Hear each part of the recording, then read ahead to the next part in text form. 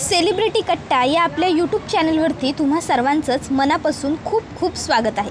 तर वरती फोटो दिसत असल्यावरूनच तुमच्या लक्षात आलंच असेल की आजच्या आपल्या या व्हिडिओमध्ये आपण अभिनेत्री शर्वरी जोग हिच्याबद्दलची संपूर्ण माहिती जाणून घेणार आहोत। तर सुरुवात करूया शर्वरी जोगच्या खऱ्या कहाणीला। शर्वरी जोगचे मूळ गाव कोल्हापूर असून तिचा वाढदिवस 7 मार्च रोजी असतो।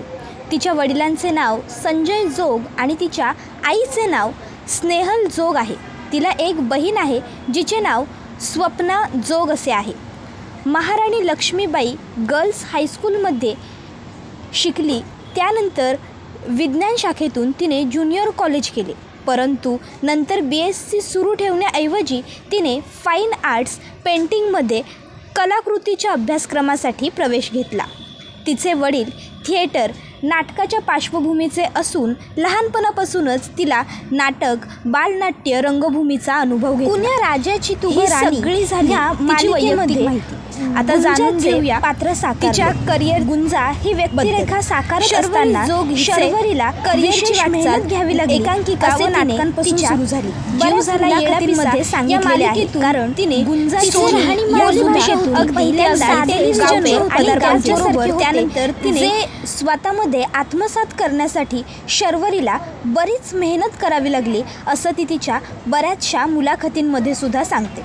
त्यानंतर 2024-25 मध्ये आता ती तू ही रे माझा मितवा या मालिकेमध्ये सुद्धा मुख्य पात्राच्या भूमिकेत झळकत आहे। या मालिकेसाठी तिला सर्वोत्कृष्ट अभिनेत्री म्हणून माता सन्मान 2025 पुरस्कार मिळाला।